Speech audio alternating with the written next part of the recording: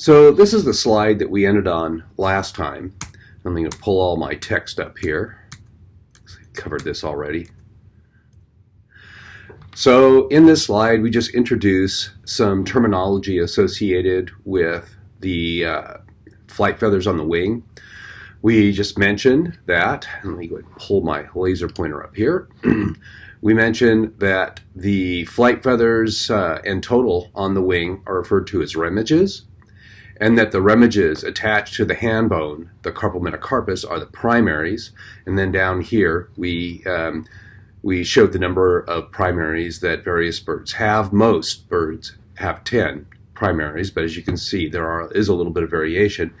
And then the flight feathers that are associated with the arm bone, the ulna, are called the secondaries. So here you see the primaries out here on this diagram, the secondaries right here on this diagram as well.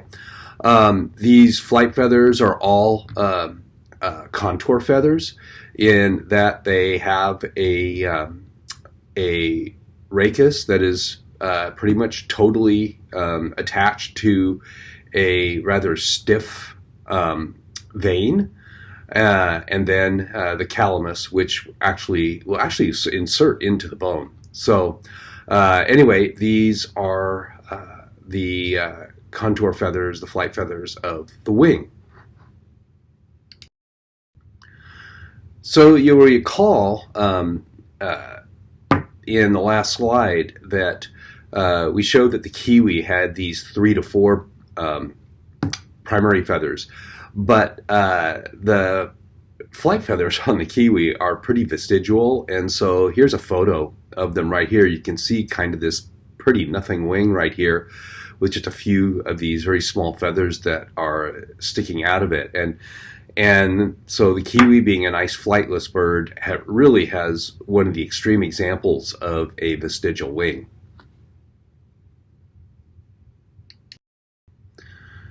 So remember, we also said, in addition to the kiwi having a vestigial wing, we also talked about the ostrich having 16 primary feathers. And so here you can see kind of a diagram. Here is the carpal metacarpus right here.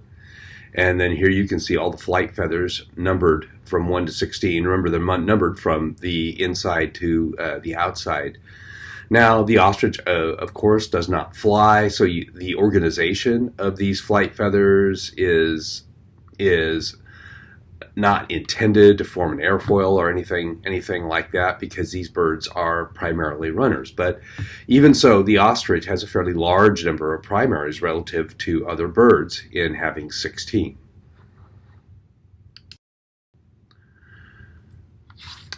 So you'll recall last time that we also said that the number of secondaries that a bird possesses is far more variable between species than the number of primaries is.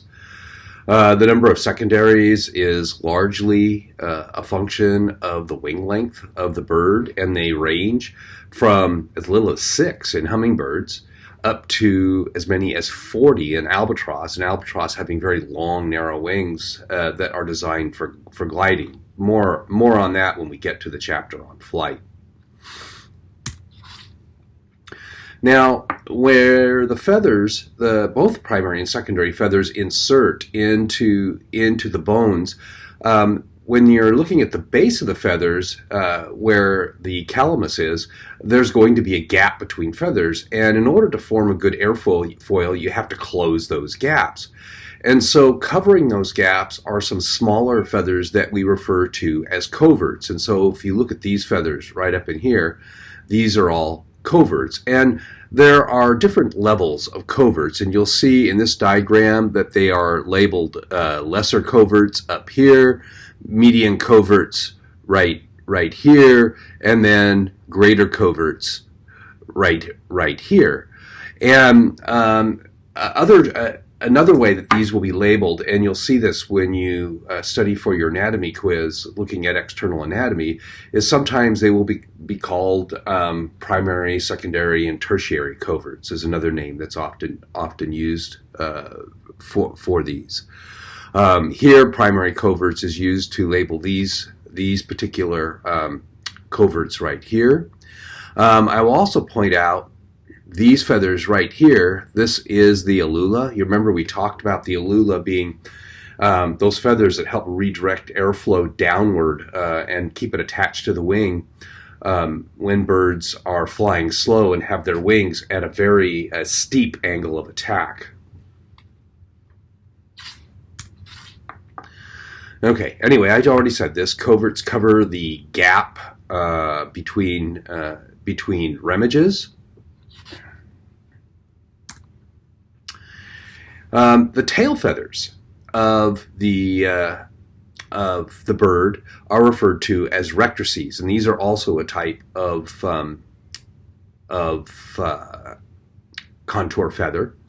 And you'll see down here, most birds are going to have 12 of these, six on the right, 6 on the left, and again, like the remiges, they are numbered from the inside out. So you start from the middle of the tail here, and you go 1, 2, 3, 4, 5, and 6. These remiges are attached to the fused caudal vertebra, the pygostyle, that kind of make up the tail of the bird.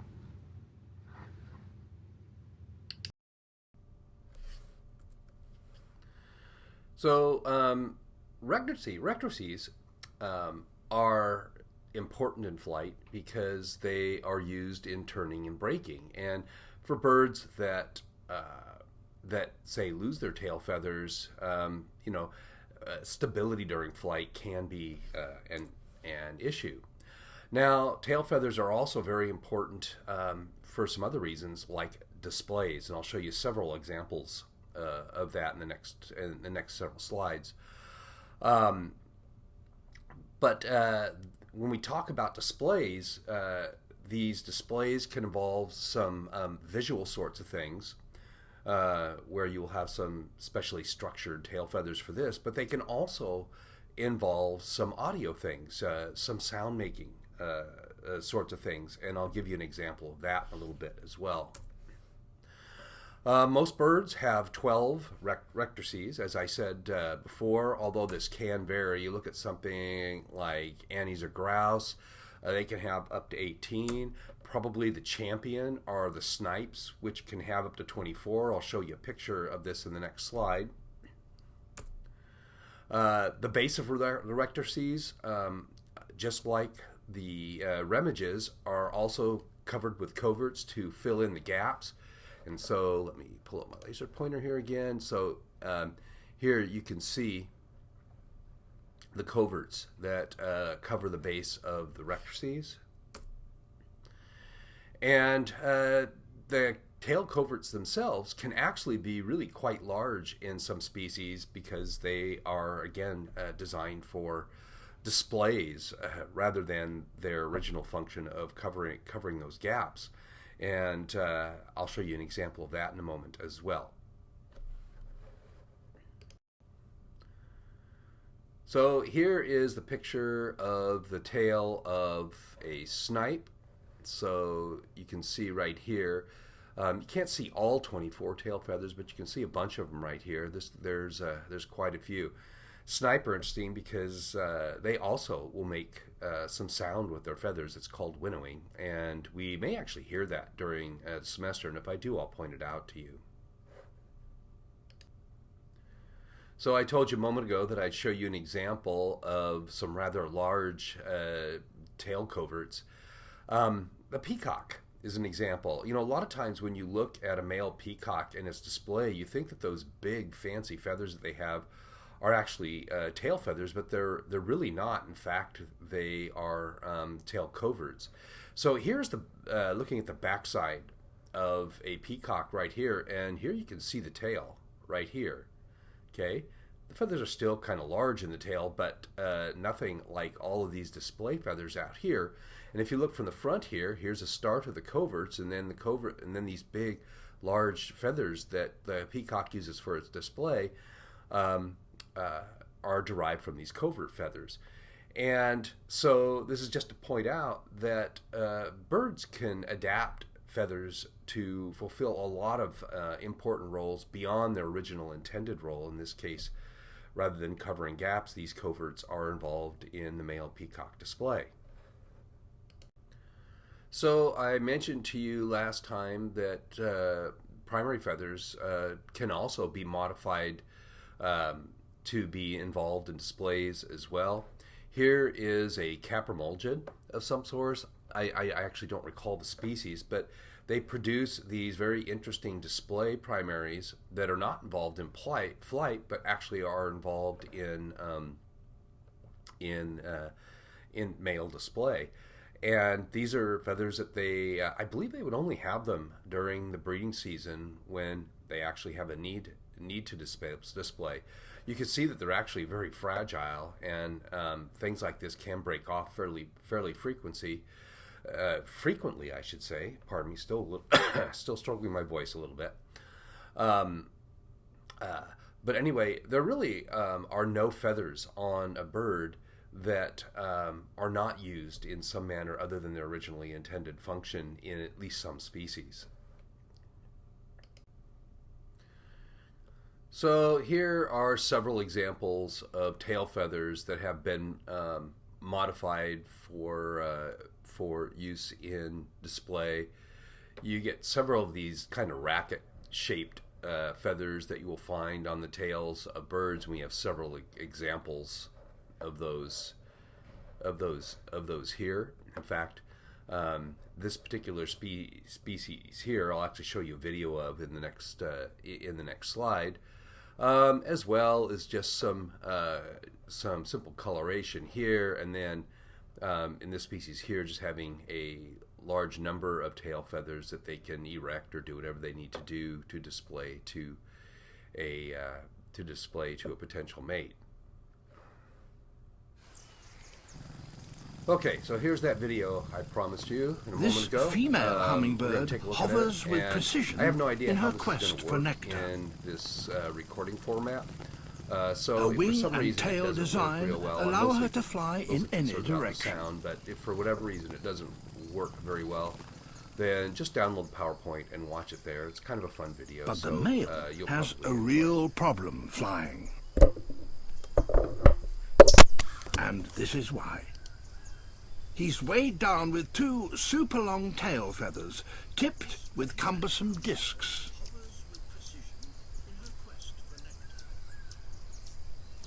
This is the marvelous tail design tail hummingbird, allow her to and fly these in are any his direction. flags with which to seduce a mate. Waving them But back the and male forth takes has a lot a of real effort, problem even from the flying. comfort of his perch.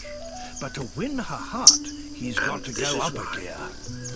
He's weighed down with 2 super long tail feathers, tipped with cumbersome discs.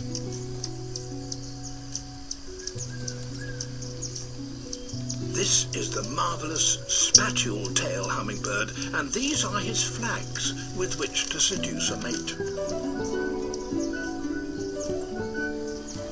Waving them back and forth takes a lot of effort, even must from show the her comfort how of his well perch. he can fly. But to win her heart, It's he's got to exhausting go work. up a gear.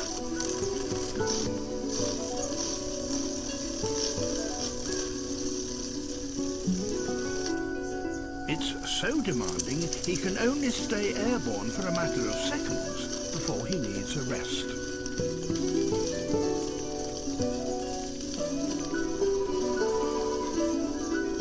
He's struggling to impress her, so one last try.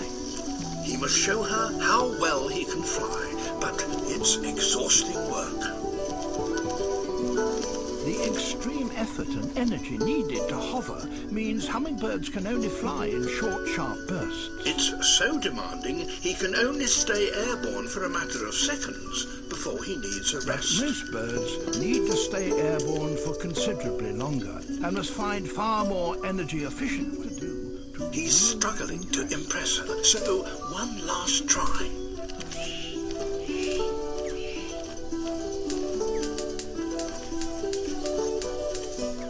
The extreme effort and energy needed to hover means hummingbirds can only fly in short, sharp bursts.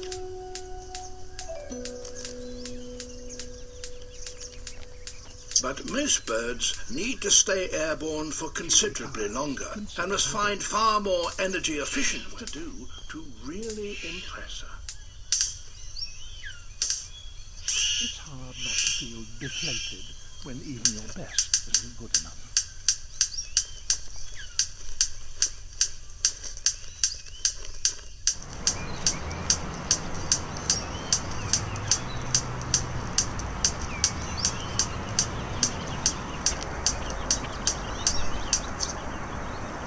She retires to consider the day.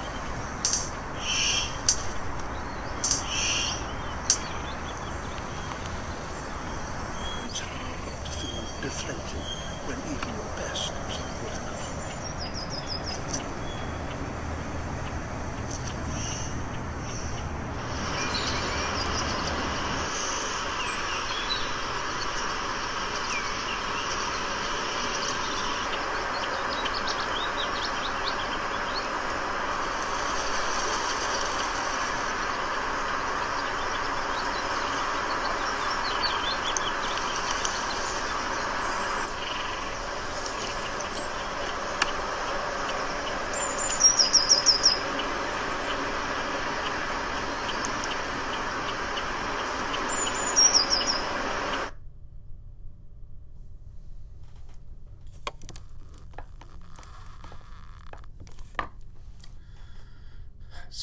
So that was 3 videos. The first one showing the spatule tail hummingbird and how difficult it was for that bird to fly when it had those long tail feathers. In fact, if you looked closely, you saw the bird actually was panting while it was hovering, which is a real indication that it's struggling.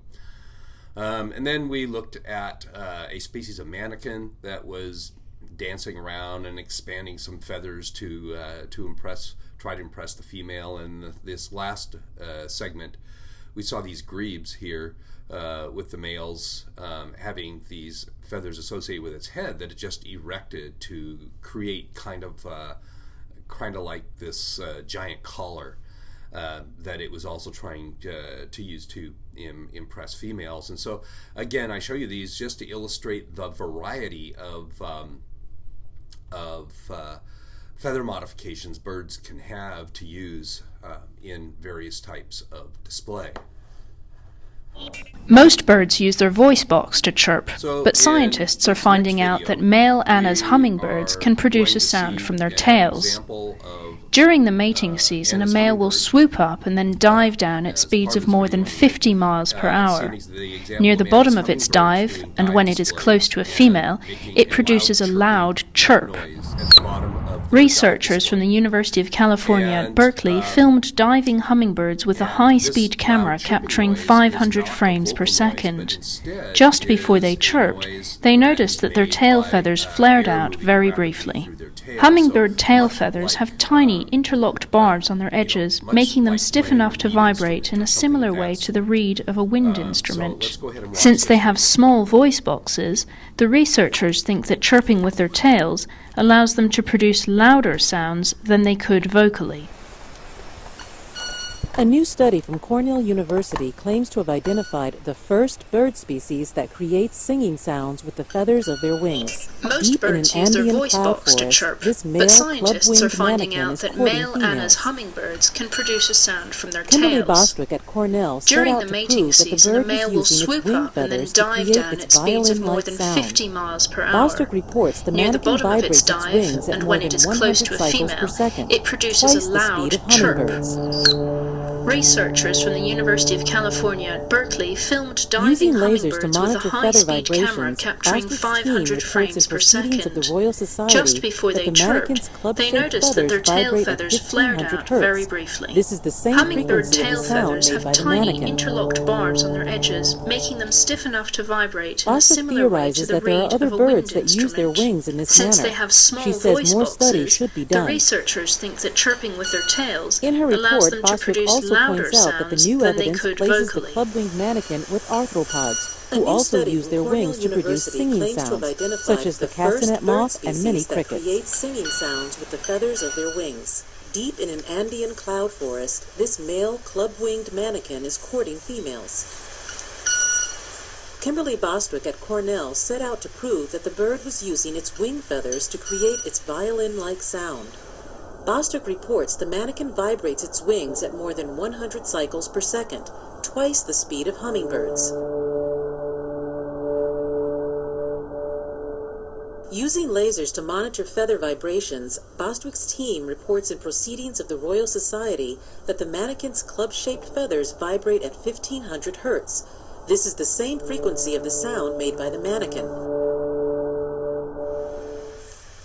Bostwick theorizes that there are other birds that use their wings in this manner. She says more studies should be done. In her report, Bostwick also points out that the new evidence places the club-winged mannequin with arthropods, who also use their wings to produce singing sounds, such as the castanet moth and many crickets.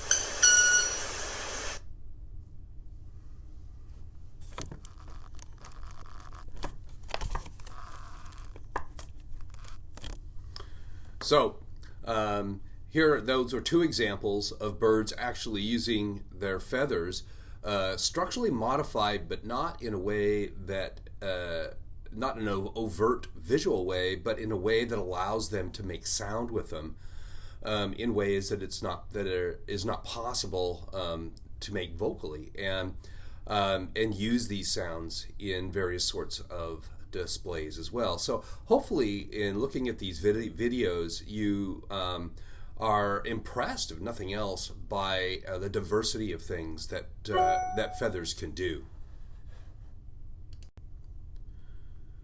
So the author of the Anna's Hummingbird video, and story for that matter, that I showed you in the previous movie, his name is Chris Clark. They said he was from Berkeley, but he was a postdoc at Berkeley when that was done. He's actually on the faculty at UC Riverside right now. Anyway, he shared some of those videos with me, so I'm going to play another little clip that's very similar to the one that you saw in the movie a moment ago, just to kind of focus in on these dive displays that the hummingbirds are doing. So let's go ahead and play this video. And so I want you to look at the hummingbird right here. It's going to come in, and then watch. In just a moment you'll see it flare its tail. There it goes, flared its tail right there. And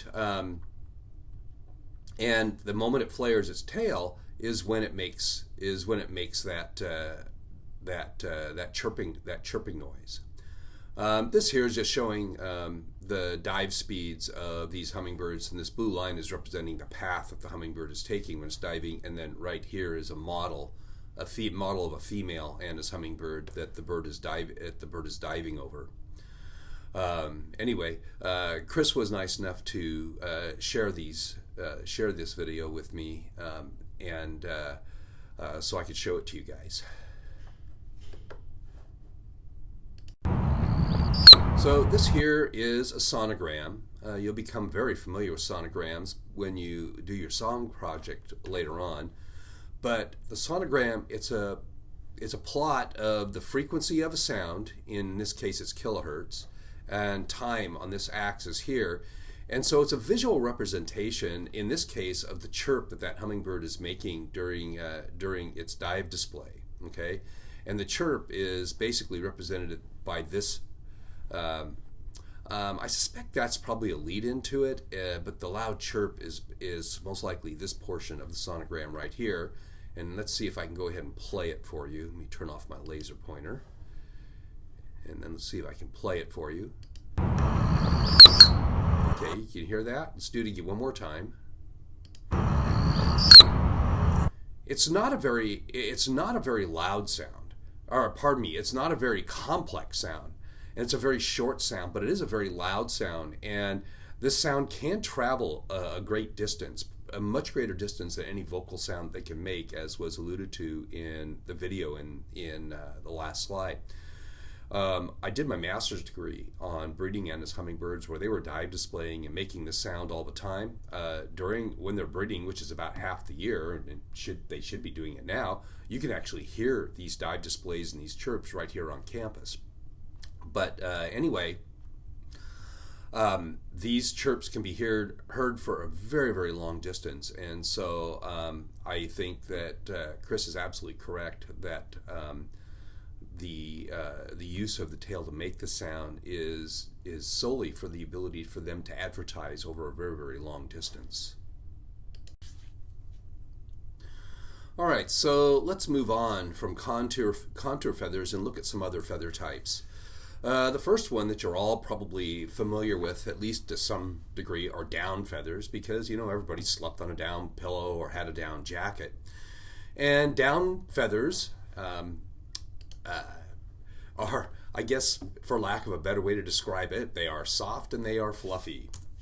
The distribution of down feathers on a bird, they can either be continuous or scattered throughout their body, or they can be in some very restricted locations on the bird.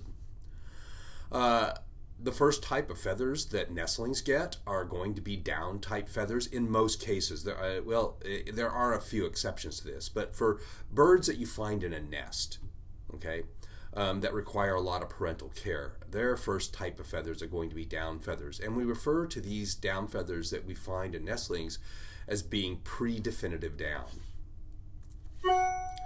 The down feathers that we actually find in adults, and adult birds do have down feathers because one of their functions is to keep them warm. Adult down feathers are referred to as definitive down. Okay, so they're going to be a little bit different than the down feathers that we find in nestlings.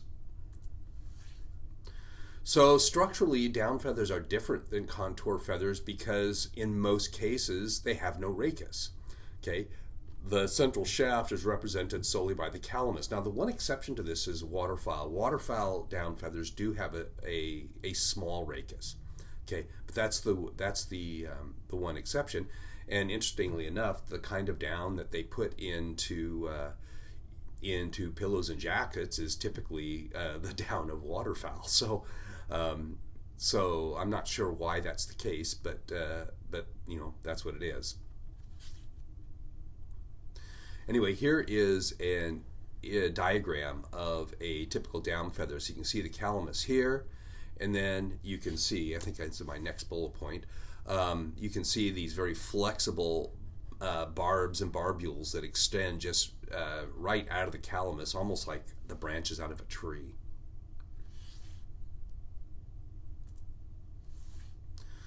And as I mentioned, the function of down feathers is to provide insulation, warmth.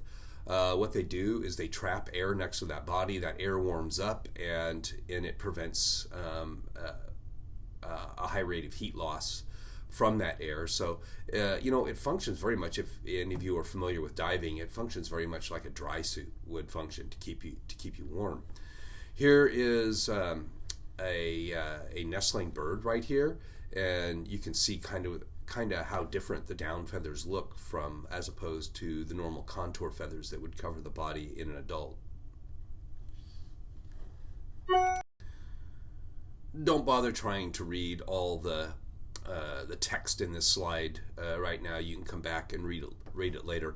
The main reason I'm showing you this slide is because it is a magnified image of the very end of the calamus right here, and how the barbs extend directly from the calamus in a typical down feather, just so you can get a little closer up view of it, and then see what the flexible, not only barbs but barbules, which are all these things out here, would look like.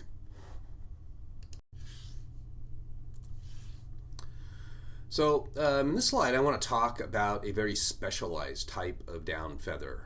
It's called powder down.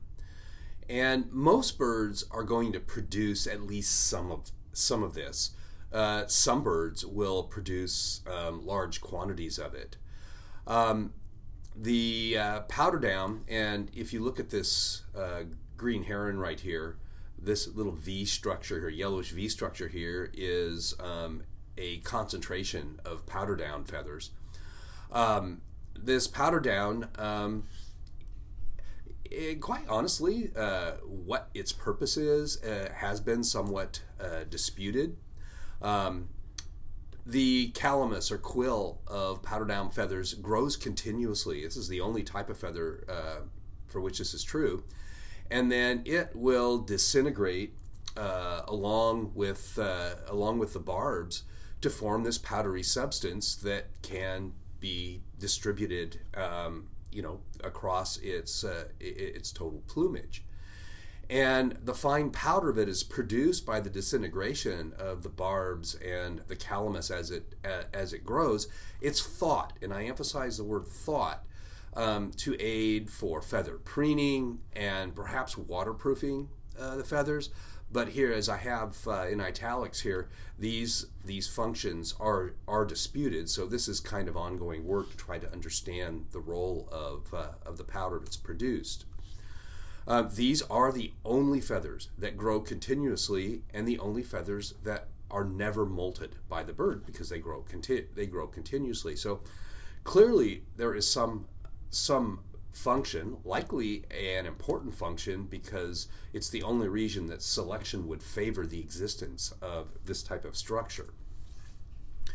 Now, as I mentioned, a lot of species have these powder down feathers scattered within their plumage, but there are some species that have just that have some real prominent concentrations of these, and the herons and the bitterns are an example of one of those species. And so again, this yellow V on the breast area of this green heron is an example of a species that just has a prominent conglomeration of these powder down feathers.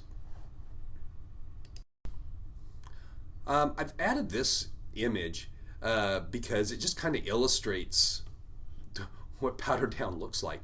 This is a case where a parrot kind of landed on some frozen water and hit its wings to it and left this tracing of powder down on the frozen water. So you can see the powder that's left over by the disintegration of these feathers.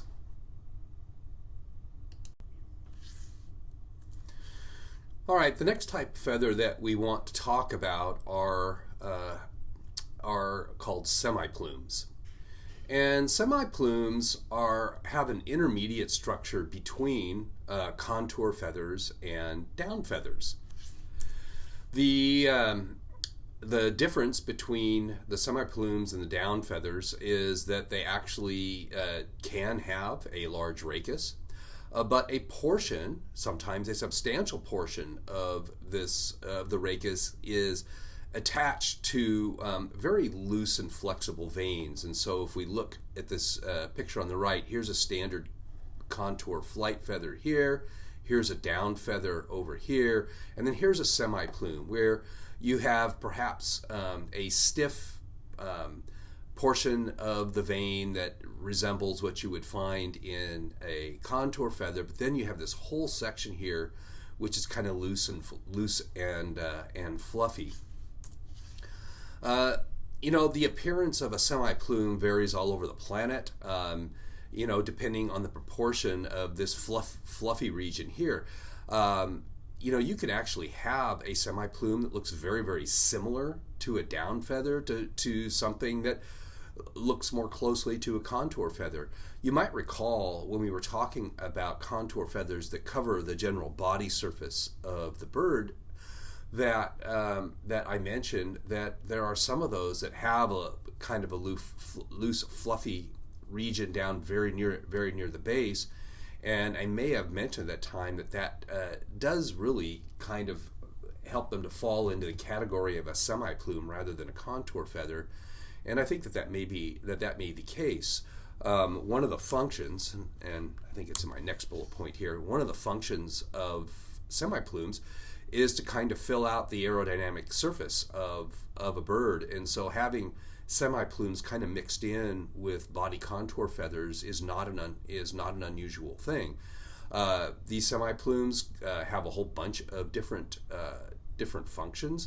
They can They can be primarily for the purpose of insulation, or they can form some important courtship elements, very much like modified tail feathers or wing feathers or coverts that we looked at a little bit earlier in this presentation. But if you look at this great egret right here, you'll see all of these feathers that are coming off this bird, and this is during the breeding season, and this is part of its alternate plumage, and these are all semi-plumes right here that are forming these ornamental feathers.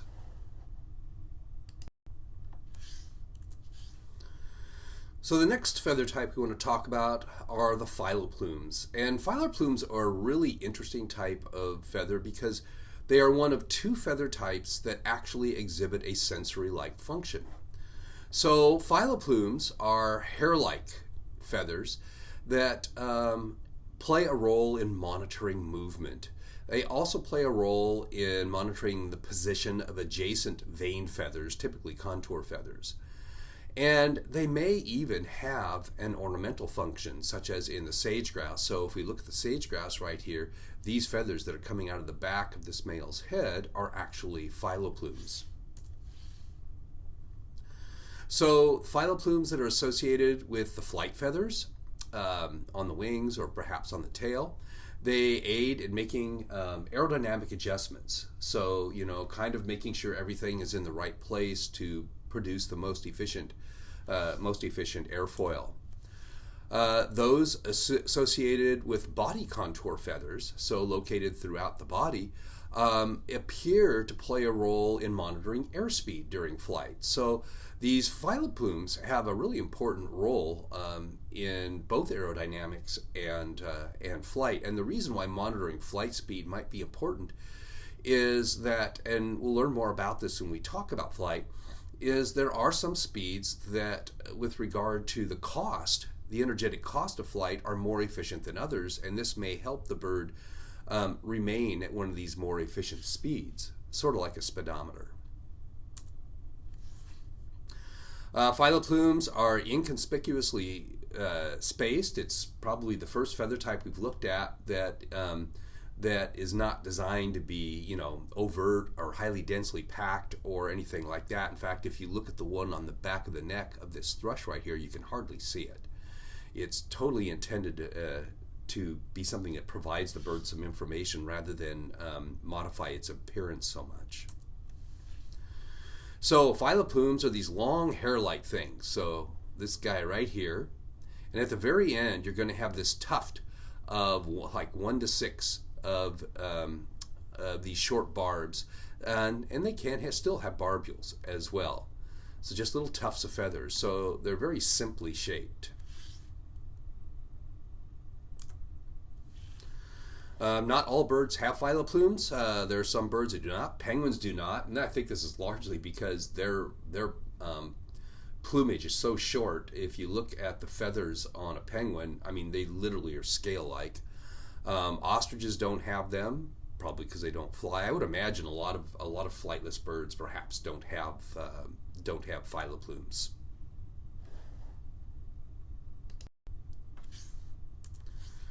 The second feather type that has a sensory function are called bristles. And bristles, I mean, their structure is kind of the opposite of what we saw with the phyloplumes, but they do form a sensory function, and they're very simplified feathers, and they consist of a stiff rachis with just a few basal bars. So unlike the phyloplumes, which have the barbs at the very tip, these have the barbs at the very base. In most cases, the bristles are found associated with the head. So if you look at this whippoorwill right here, you'll see these very stiff bristles right here. These are examples of bristles. And here, I think this is a flycatcher. You can see bristles coming out around the mouth, and these are very common. And for these ones that come out around the mouth, we call them rictal bristles. Actually, they are useful because these birds, they feed on insects during flight, and so these can actually help feel the insects. And so the sensory function is associated for these birds with feeding. There are other places where bristles can be found. There are species of birds where sometimes they're around the knees. So there's a species of bird called the bristle-thighed curlew. It's a type of shorebird, and it will have bristles around its knees, and then it will also have bristles around the toes in some species of owls, because it can perhaps help them to feel prey that they're trying to catch. So, foraging is one of the major roles that these bristles function in with regard to their sensory capability. All right, so let's shift gears a little bit now that we've talked about the various feather types to talking about the feather coat in general. And the feathers are not distributed evenly across the skin surface in most species of birds. There are a couple of exceptions to that I'll point out at the end of this slide here. But rather, the feathers are located in feather tracts, okay? And there are thousands of feathers that exist across the surface of the skin. These feather tracts, what we call terrulae, are also separated by regions of skin that have no feathers attached to them. We call those apteria. And most birds have 8 major feather tracts or terrulae that can be found along their surface, and I'm going to have you learn those 8 tracks, and I'll show you and I'll identify them in the next slide. An interesting note is that the design or structure of these feather tracts have been used as means of classifying birds historically. Now, why organize feathers into these feather tracts? The prevailing wisdom on this is that a big reason is that feathers are movable. They're attached to small muscles that can pull them up, pull them down, shift them from side to side, and the thought is that by arranging them in these tracks, it increases the efficiency with which they move and the efficiency with which they can be arranged. And this is potentially important because of the function that feathers perform for birds. So it could arrange them so they can be aerodynamic when they fly. In other words, create a smooth surface, or if they need to change their thermoregulatory properties, change how fast that they absorb or dissipate heat. They can move to do that as well, and also to avoid interference with the movement of wings during flight. So all of these things may work better if these feathers are arranged in tracks as they are on most species of birds. Now, apteria, these bare areas which have no feathers, and terrulae for that matter, are lacking in a few species of birds, and this would include the penguins, in which the feathers are distributed evenly across the body, but again, they have this really weird kinds of really teeny scale-like feathers, and so that really doesn't matter for them. Another group that are called the screamers. This is a type of a duck. And then the weird mouse bird, which we've mentioned before, which seems to have a lot of weird characteristics. But eliminating those birds, feathers are arranged in these tracks or terrulae in pretty much all other bird species. All right, so here's a blow-up of an image that shows the arrangement of all 8 terrulae. Okay, and I would like you to know these. So, here's first is the capital tract, and the capital tract basically runs across the top of the head. 2 is the humeral tract, which runs along the shoulder here, and then the near body portion of the trailing edge of the wing. 3 is the alar tract, which is going to contain all the wing flight feathers. 4, the femoral tract, which basically runs around the, I guess it would be mostly the hip joint. Okay. Okay, so that's the upper portion of the leg. 5 is the crural tract, which is found on the lower portion of the leg, right here. 6 is the spinal tract, which runs, surprisingly, along the spine. 7 is the caudal tract, which basically are the tail feathers connected to the pygostyle. And then 8 is the ventral tract underneath the bird, which runs on the lower portion of the head here, and then kind of spreads out once it gets to that point there. Okay, once it gets down below the neck. So those are the 8 major terrulae that we find on birds. Now they may look a little different on different species, but most birds will have all 8 of these. So remember, in a couple slides ago, I said that penguins don't have defined terrulae or apteria. Here are just a couple of picture of a couple of penguin chicks, and you can see their surface is totally covered by feathers. If you were to look at chicks of species that have well-defined terrulae, you would actually be able to see both the terrulae and the apteria in those very young birds. But here in the penguins, the feathers just pretty much cover the entire body surface.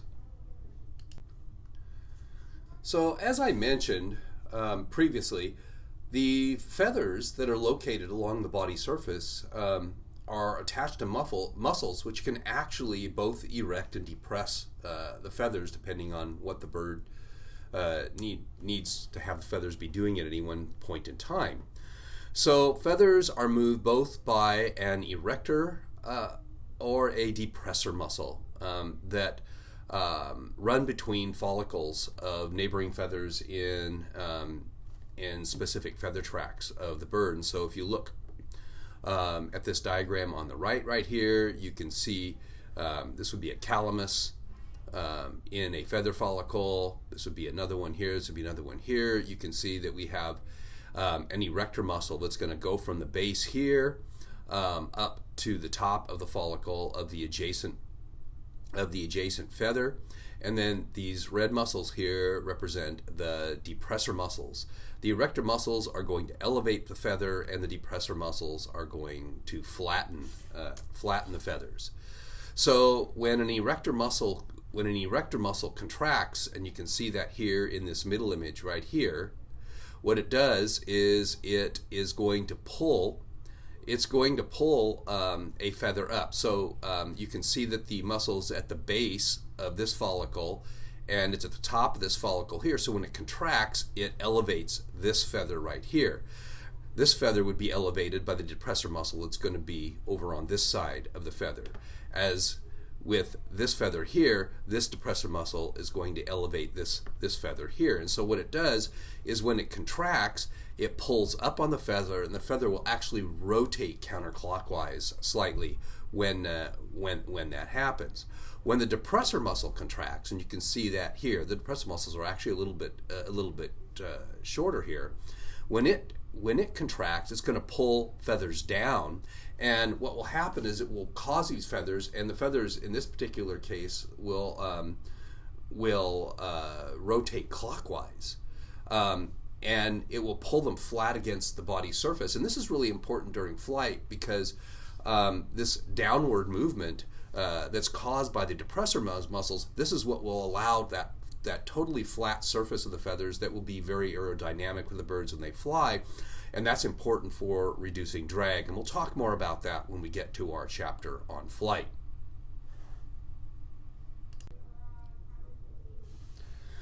So feathers are pretty much, for the most part, not living tissue. Okay, if you look inside of the calamus, there can be some living tissue that moves up into the calamus a little bit, but for the most part, feathers are they're not living tissue, and so they do break down over time. and they experience wear over time.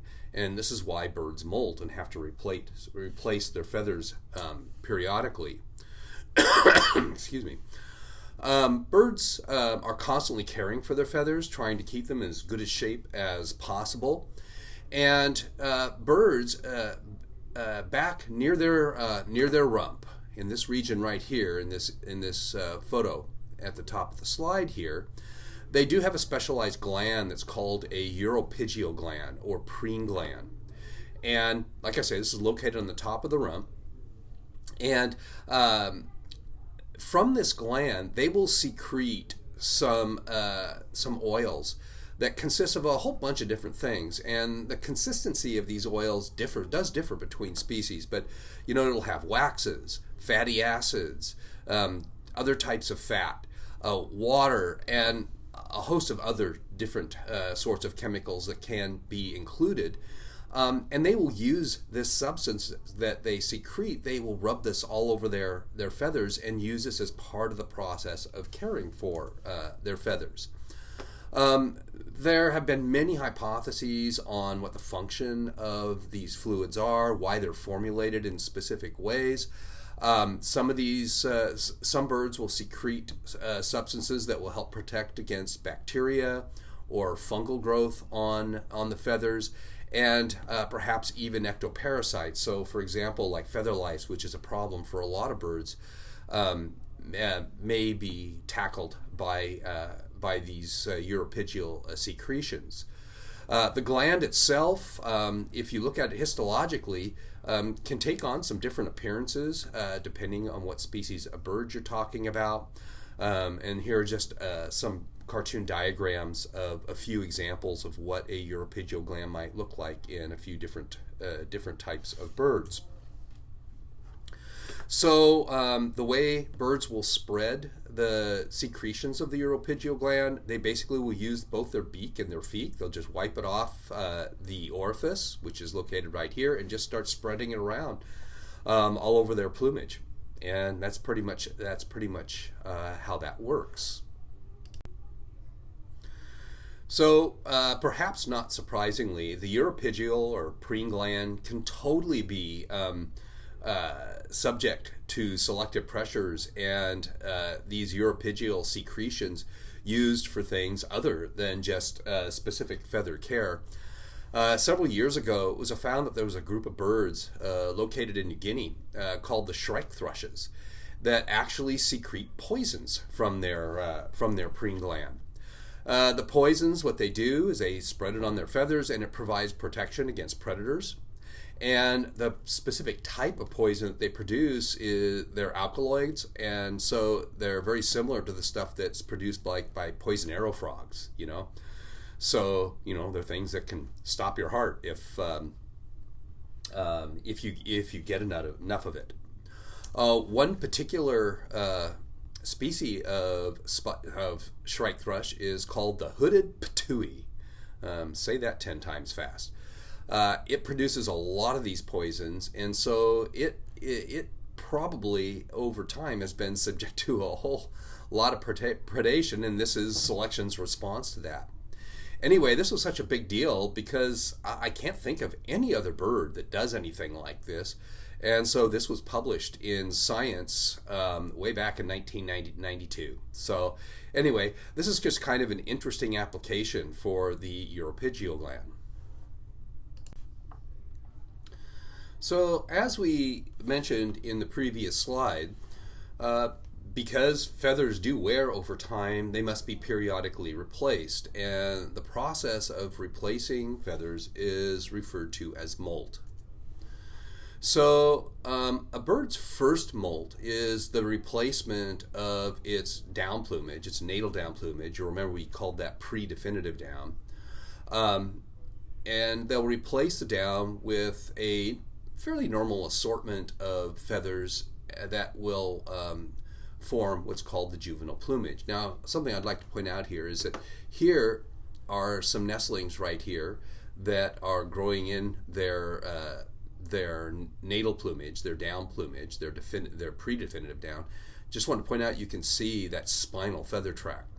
that spinal terrulae right here in this bird. So it's a good opportunity to actually see it on a real bird.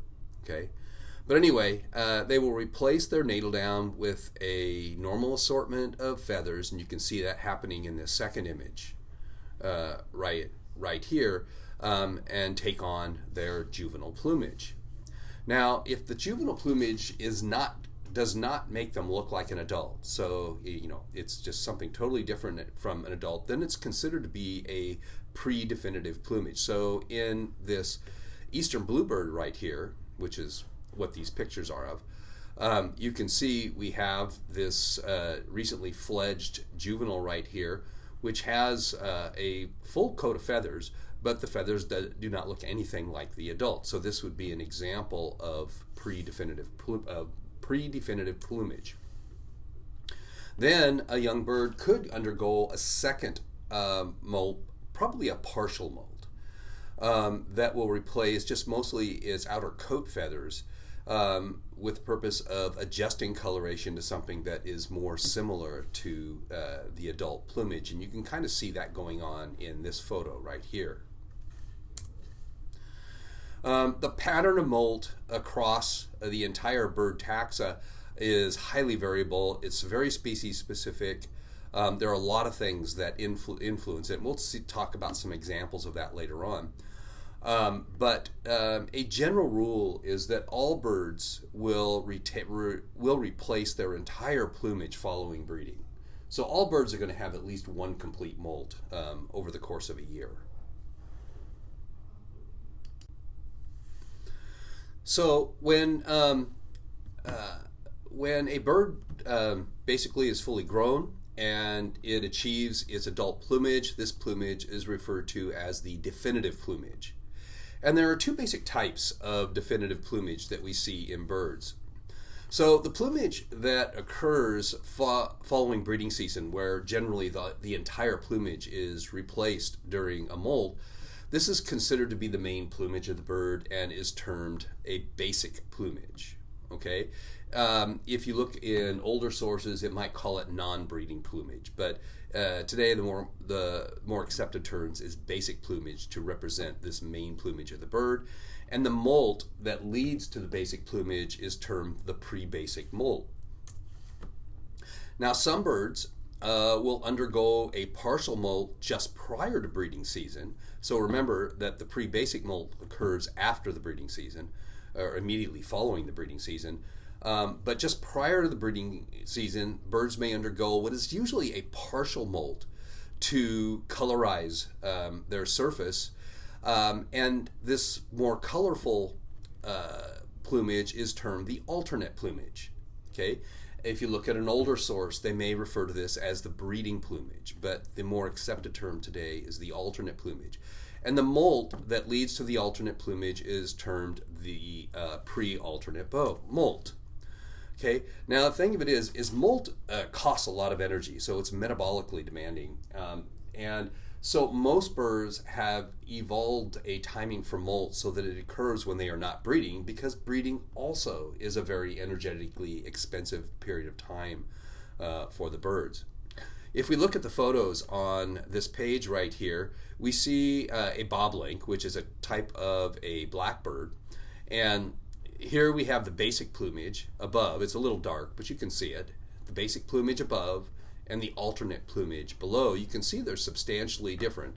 The basic plumage is generally the result of a complete molt, the pre-basic molt, and this alternate plumage is generally a partial molt, just replacing the feathers they need to colorize, and this would be a result of the pre-alternate plumage. And again, both of these occur when the birds are not breeding.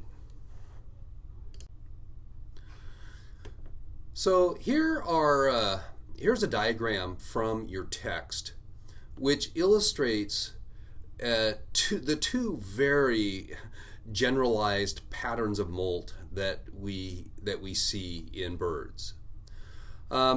So A right here, we start off with the natal plumage, okay, that the hatchlings are going to have. Then they will undergo a pre-juvenile molt. So this is the molt that is going to take them from that natal down, that pre-definitive down, that they have when they first hatch, and then move them into their juvenile plumage. Okay, and then when they're in their juvenile plumage, when it's time for them to basically move from that juvenile stage to an adult stage, they'll go through their first pre-basic molt and enter their first basic plumage. And then basically a year later, as an adult, they will undergo a pre-basic molt again and replace that basic plumage. And this would be the pattern that we would see for birds that do not have any sort of an alternate or a breeding plumage. So if we look at the second scenario down here, the first part of it looks exactly the same. So you got natal plumage, pre-juvenile molt, juvenile plumage, and then the first pre-basic molt into their first basic plumage. The one difference here is that if the bird has an alternate plumage, it will then go through 2 molt cycles during the year. So once it's entered this basic plumage, just prior to the breeding season, it will undergo a pre-alternate molt and enter its alternate plumage. And then when breeding is concluded, it will go through a pre-basic molt, replace all of its plumage, and return to its basic plumage. And so after that, annually, they will alternate between the basic and alternate plumage over the course of the year. And all birds can really kind of loosely fit into this pattern, although there are numerous variations, small variations, to these two diagrams here. So molt is a very orderly process. It's organized and things happen in a very specific pattern. So in the case of primary feathers, in most cases, because there are exceptions to this as well, there's always exceptions to things, primary feathers will typically be replaced starting from the innermost primary to the last primary on the tip of the wing. So if we look at this diagram right here, molt will generally begin at the first primary, and primaries are always numbered P1 through whatever the last primary is. And so this particular example has 10 primaries, so they're numbered P1 to P10, with P1 being the innermost. So P1 would be the first molted. And so if you look on this diagram here, you can see that P1, P2, P3, P4 have all been molted and completely grown out. We see P5 is not quite grown out yet, and P6 was molted not too long ago and has just started to grow out. So we have a gap here where P6 is, and you can see P7, P8, P9, and P10 all are showing wear in the diagram and are not going to molt. P7 will be the next step to be molted here. And actually the secondaries will molt in order the same way. They will start with S1, and the secondaries are labeled S1 through however many secondaries they happen to have. So you can see here that S1 has molted and fully grown, S2 is still growing out, and S3 has just started to regrow, and S4 through S9 here all are still worn feathers that are waiting their turn to be replaced. Tail feathers, the rectrices, all molt orderly as well. They start from the inside and work towards the outside. So when we look at the tail the tail feathers, you generally will start in the center, and the two rectrices on the innermost both the right and the left side will be molted, and then they will molt from the inside to the out. And so the molt is symmetrical, going both left and right on the tail feathers as well. Feather tracks, the terrile, will also molt in an orderly fashion. They'll generally will start at one end and molt towards the other. So that's orderly as well. They don't always occur at the same time as, say, the flight feathers will. molt kind of will progress in different regions of the body at different time. My suspicion for this is because the cost of making feathers is high, and so the bird probably wants to spread it out a little bit. There are a lot of exceptions to this pattern. One exception is that a lot of waterfowl, for example, will just drop all their flight feathers at once. They won't molt them in an orderly fashion. They will just drop them all at once, and they will be flightless for a period of time. And they often will do this while they're nesting. So this is a variation on what we've talked about already, and this is because they're sitting on their nest for a long time anyway. They're past the point where they have to invest energy in eggs, so it's a good time for them to regrow their flight feathers. So this may make the birds vulnerable for a period of time, but again, they're generally on the nest most of the day anyway, so for them perhaps it makes sense. So birds have mastered a number of mechanisms for communicating with each other. And these mechanisms of communication are important for a number of reasons. It helps them to maintain territory, so territoriality. It helps them to find a mate, so mate attraction, courtship of mates, maintenance of social structure. So, if you are a dominant individual, you have ways of communicating at, and we'll talk more about that when we get to our chapters on behavior.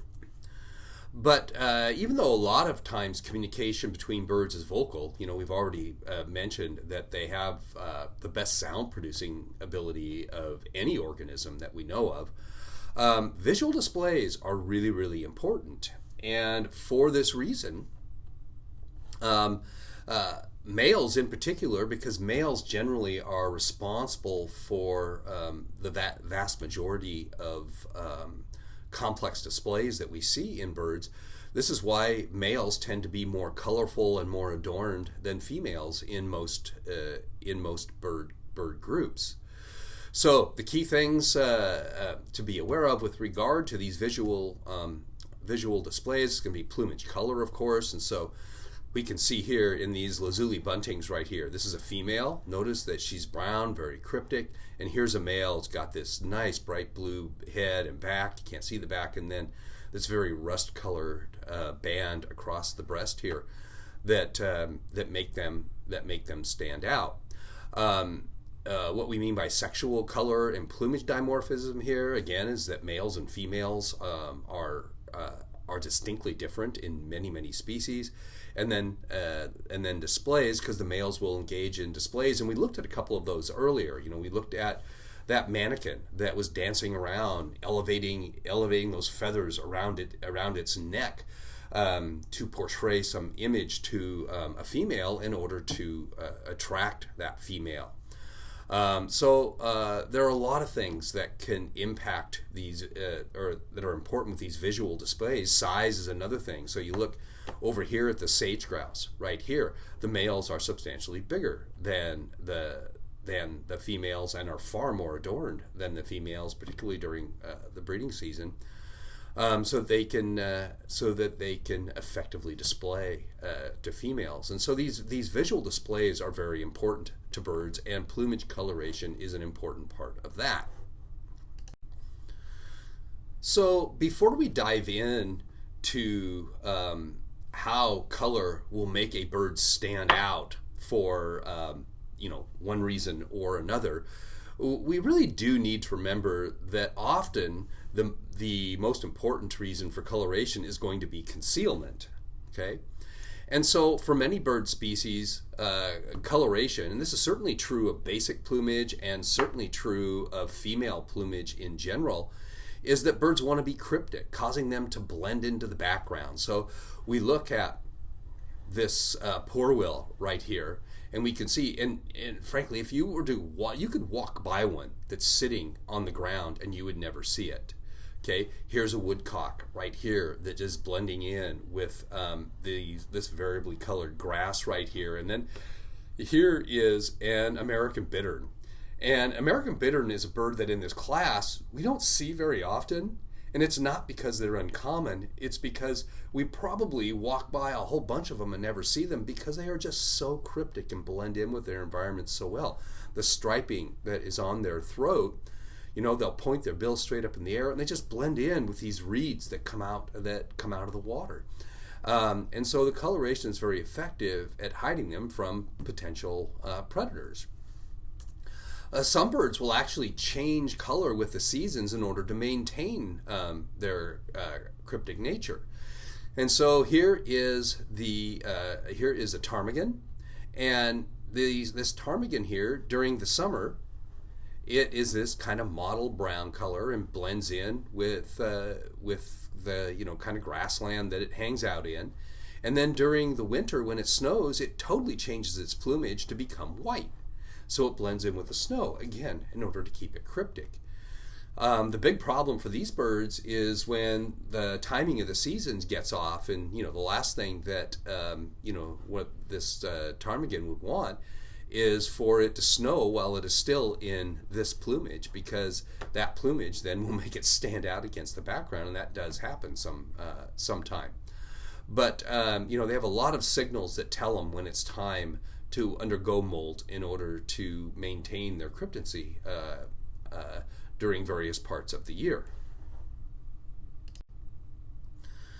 So in the last slide we talked about cryptic coloration as a form of concealment, but sometimes coloration is intended to alter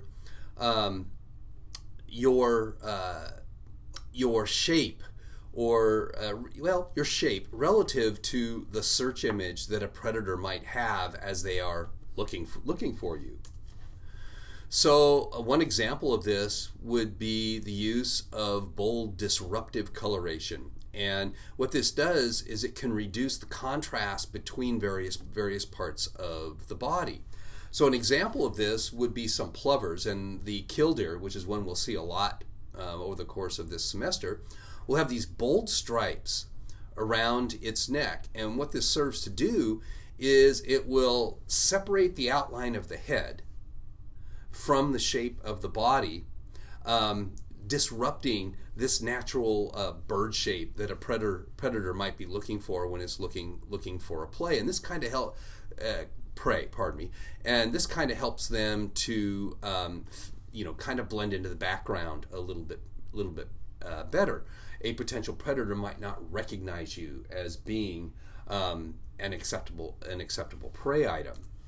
Another example of this would be counter shading. So where you have the case where you are dark on the back, light underneath, and this also can hide your outline. And so in the case of this little western sandpiper right here, they have a dark back, and these dark backs will actually absorb light. And then they'll be light underneath, and the color underneath actually reflects light, and this alters kind of the shape shadow of the bird. Again, potentially throwing a predator off track who has a very specific search image in what they're looking for potential prey. But regardless of whether we're looking at disruptive coloration or counter shading, both of these, the goal still is concealment in both these cases. Now, it is possible that birds might also use certain types of behaviors to enhance the effects of something like counter shading. So in these two images right here, I have a picture of a sanderling. Okay, here you see a sanderling that is upright, has its bill pointing outwards, and then over here you have a sanderling that has its bill tucked under its wings. So by tucking the bill under its wing, it's hiding that dark black bill that sanderlings have. And so the question is tucking the bill underneath the wing a behavioral means of enhancing the effects of counter shading for this sanderling? I don't know that for certain, but this is something that that shorebirds that are just sitting on the beach will often do. And so it's potentially possible that that birds like these shorebirds will use behaviors to enhance the effects of their coloration, such as counter shading. I think we'll stop there and call it a day. If you have any questions for me, feel free to shoot me an email. You know I won't be around to visit with in person this week, but I will be watching my email and I will respond to your questions as best I can. So everybody have a great rest of your day.